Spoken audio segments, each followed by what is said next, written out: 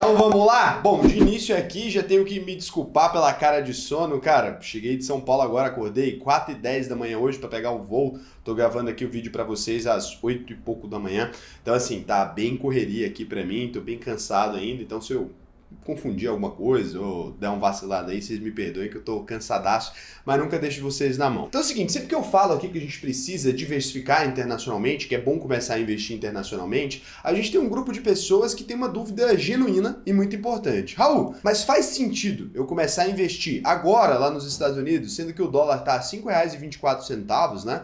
A gente tá falando de um dos dólares mais altos aí da história do Brasil. Então assim, de fato você acha que eu deveria começar isso agora? Não é melhor eu esperar o dólar abaixar? E aí assim, para a gente entender se é importante você investir agora lá fora, ou se você deve esperar mais um pouco, ou se você deve se preparar para isso, o mais importante é a gente entender a história do real e como que ele já se desvalorizou ao longo dos anos. Então no dia 1º de julho agora, de 2021, né, o real vai completar 26 anos de história, 26 anos de existência. Primeiramente, o Plano Real ele foi uma forma do governo tentar resolver um problema que assolava o Brasil durante muitos anos.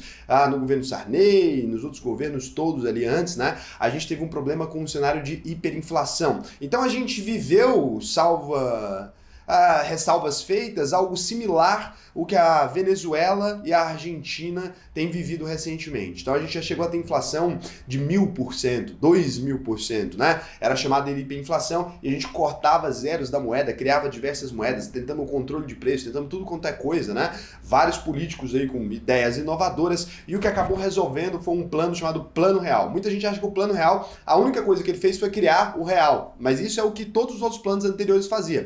O que ele fez foi inicialmente criar uma coisa chamada URV, Unidade Real de Valor. Quem é mais velho aí, né, com certeza deve se lembrar disso. Eu sei porque estudei, não porque vivi a época, porque eu não vivi mesmo. E a Unidade Real de Valor, ela tinha um propósito ali de balizar os preços em dólar. Então foi uma sacada genial, porque com isso eles conseguiam equilibrar ali o preço em dólar, e aí, utilizando diversos mecanismos ali, né, a taxa Selic, sei lá, os mecanismos que a gente usa hoje para controlar a inflação, eu não vou entrar muito nesses detalhes para não ficar um vídeo técnico e chato. E aí eles conseguiram ali colocar o real valendo $1. Então, R$1 no lançamento do real, lá nesse idos de 94 ali, valia exatamente $1. E desde lá a gente veio tendo essa desvalorização aí frequente. Então aqui agora eu vou dar uma passeada pelos valores que o dólar já teve ali de 2012 para trás, porque de 2012 para frente a maioria de vocês já se lembra aqui mais ou menos a quanto que o dólar chegou e como que ele funcionou. Mas para trás aqui é muito importante e isso conta algumas histórias pra gente aqui que eu acho que muitos brasileiros não sabem e que vocês vão gostar de saber. Então aqui nessa primeira tela a gente está vendo aí, vocês estão vendo agora o preço do dólar. Só para ficar claro, o último fechamento ali é o fechamento do dia, né? A abertura e o fechamento do dia nessa data específica. Então a gente começa aqui do dia 14 de nove de 2012, o dólar estava a R$ 2,01, né? Saudoso aí. E se você pensa que foi uma progressão, né? O dólar foi crescendo de valor, na verdade não. Em diversos momentos, então a gente começa lá. A gente tem aqui antes do Plano Real, então vamos lá para comecinho antes do Plano Real. Olha só, a gente é uma moeda bem desvalorizada. Então quando a gente vai lá para o comecinho do Plano Real, tá vendo? Aqui a gente encontra 0,02, alguma coisa nesse sentido. Aqui a gente tem o início do Plano Real já, aqui já estava na Unidade Real de Valor, né? Mas aqui a gente encontra, então, o início do Plano Real já. Então aqui já aconteceu. E aqui ele começa, já chegamos até a ganhar do dólar aí. R$1 já valeu mais que um dólar ali em diversos tempos, ó. Valeu 84 centavos um dólar ali, olha só. Então você consegue ver aqui que o dólar ele tava até tranquilo em relação ao real. E aqui a gente vai vendo, né, historicamente vai evoluindo, 1,7, 1,8, até a gente chegar ali nesses famigerados 5,20 que a gente está aqui. Mas se você observar, em 2008 ali, olha o que acontece. Então o dólar já tinha passado 2,40, R$3 em 2002, olha, R$3,60, R$3,80, e aí a gente consegue fazer o dólar recuar. Vai ser mais ou menos em 2008 quando acontece a crise do subprime ali, lá nos Estados Unidos. Eles entram numa crise muito feia e essa crise acaba não afetando tanto o Brasil ali. É período do governo Lula. Então ali, olha só, 1,68, 1,68, 1,70, a gente consegue fazer o dólar recuar bastante. O que estava acontecendo no mundo nesse momento aqui e como que o Brasil fez para o dólar recuar ali nesse período aqui? O que acontece é que a gente estava num ciclo de alta das commodities. Então quando a gente estava num ciclo muito grande de alta das commodities, a gente conseguiu fazer o dólar ir para trás, a gente conseguiu fazer o dólar recuar frente ao real, que é um período parecido com o que a gente está vivendo agora, mas aí eu vou explicar para vocês o que acontece. Então é o seguinte, quando as commodities brasileiras, né, então vaca, leite, sei lá, quando as commodities brasileiras, vaca, soja, minério de ferro, petróleo, né? Os tipos de commodity que a gente vende ficam com preço em alta, o Brasil fica forte. A balança comercial do Brasil esse ano vai fechar uma das melhores do mundo, que foi uma grande sorte pra gente, porque sem isso, nosso PIB ia dar uma recuada feia. Pra você ver, naquela época a gente conseguiu fazer o dólar forçar para baixo só com essa balança comercial muito positiva que a gente tava, né? Então a gente exportando mais do que tá importando, obviamente nossa balança comercial vai lá para cima. Isso foi o que aconteceu em 2008 ali, principalmente que os Estados Unidos em crise e tal, e a gente exportando bem. É aquele tempo das vacas gordas do Brasil, aquele Cristo, aquela capa do Cristo voando, decolando, né? O Brasil sendo aí alçado a uma das maiores potências econômicas do mundo. Então, a gente teve um grande crescimento ali por conta desse ciclo das commodities. E aí, se você pegar então por esse ponto, você fala, putz, historicamente a gente consegue ver que o dólar, no longo prazo, ele sempre vence o real e provavelmente isso deve continuar acontecendo, né? Por mais que a gente tenha flutuações, então a gente já teve o dólar a 3, teve o dólar a 2 e agora a gente tem ele a 5. Ele vai ficando cada salto desse que ele dá, ele vai ficando maior e a gente dificilmente consegue voltar ele para a caixinha, exceto em circunstâncias muito específicas, um alinhamento astral ali a gente consegue fazer.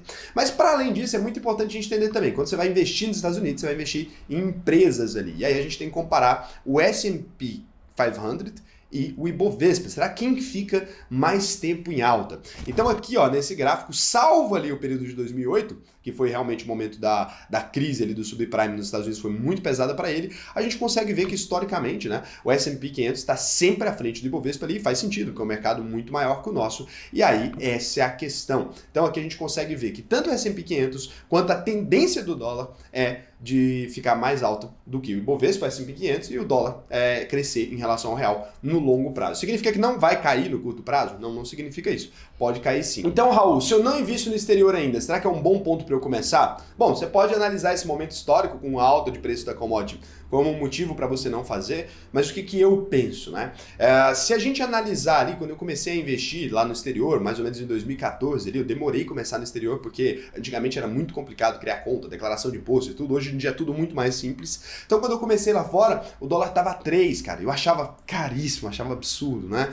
E aí eu comprava o dólar a 3,10, 3,20 achando caro, depois ele foi para 3,50, eu achava caro demais, depois ele foi para R$4, eu achava absurdamente caro, 4,10, 4,20, 4,30 e continuei comprando achando caro. Agora o dólar tá a 5,27, o dólar chegou quase 5,70 ali, eu continuei comprando e continuei achando caro. A tendência de longo prazo é sempre essa, investindo nas empresas lá fora, acabei tendo um desempenho melhor, porque mesmo quando o real oscila negativo em relação ao dólar, essa não é a sua única exposição, o Ibovespa vai bem, e quando o inverso for verdadeiro, você vai ter ali o S&P performando muito bem também, então acaba que dá uma segurada aí. Se eu não tivesse nenhuma exposição em dólar, eu iniciaria uma exposição. É óbvio, você tem um patrimônio muito grande, 1 milhão, 2 milhões, 3 milhões, eu não começaria de uma vez, eu ia fazendo aportes mensais ali, porque a gente tem agora uma tendência, pelo menos se o Brasil fizer o dever de casa direitinho, né? A gente tem uma tendência agora, com essa alta de preços das commodities, de conseguir forçar o dólar para baixo. Pelo menos é isso que é para acontecer em cenários normais, né? A gente não sabe quanta besteira um governo consegue fazer, os governos do mundo todo pobre também fizeram muita besteira, imprimiram muito dinheiro, então acho que vai ficar elas por elas. A tendência é que a gente consiga dar uma segurada, uma forçada no preço do dólar para baixo, até porque ano que vem é ano de eleição também, os caras devem ter que inventar alguma coisa para dar uma puxada nisso aí para baixo, então a tendência é de baixa, mas acaba que a alta do S&P está justificando, e se não for o caso, você também tem um investimento nacional que está justificando. Então Raul, se eu não tivesse exposição internacional nenhuma, eu me exporia no dólar, óbvio, pouco a pouco, você não precisa se expor de uma vez, mas eu acho terrivelmente arriscado apostar contra o dólar e achar que ele vai baixar na hora que você quiser e tal. Você vai fazer aportes mensais e você, cara, você perdeu 40% dos seus investimentos em relação ao ano passado, né? Você deveria ter mais medo de ter só real do que ter dólar em carteira, pelo menos essa é a minha opinião. Eu queria trazer para vocês aqui, com base em que eu digo isso, um histórico ali para vocês entenderem, explicar também um contraponto que eu fiz aqui, mas eu sim, certamente começaria a investir lá fora urgente, achando caro, também continuo achando caro, acho que o dólar tá caríssimo, mas acho que compensa no longo prazo, que é o que eu expliquei para vocês, né? Você tá investindo para 10, 20 anos, que é o que a gente faz aqui, a gente é investidor de longo prazo, não muda tanto. Agora eu quero uma opinião de vocês aqui. A quanto você acha que o dólar termina esse ano? Comenta aqui, se você comentar quanto você acha, a sua opinião, você está concorrendo automaticamente aí a uma caneca que eu vou sortear lá no meu Instagram no domingo. É importante você me seguir, @RaulSena, senão você ganha e não fica nem sabendo. Inclusive, dos 4 vídeos, né, 3 premiados eu entreguei, tem um que não apareceu na data, então vocês têm que ficar atento lá no Instagram, ver os stories e tal, que aí você consegue pegar isso aí, tá bom? Então, beijão pra vocês, eu queria trazer esse ponto aqui pra vocês, espero que vocês tenham gostado do vídeo, é um videozinho rápido aqui, porque eu sei que é uma pergunta que vocês têm muita dúvida, e é isso, até o próximo vídeo. Beijão.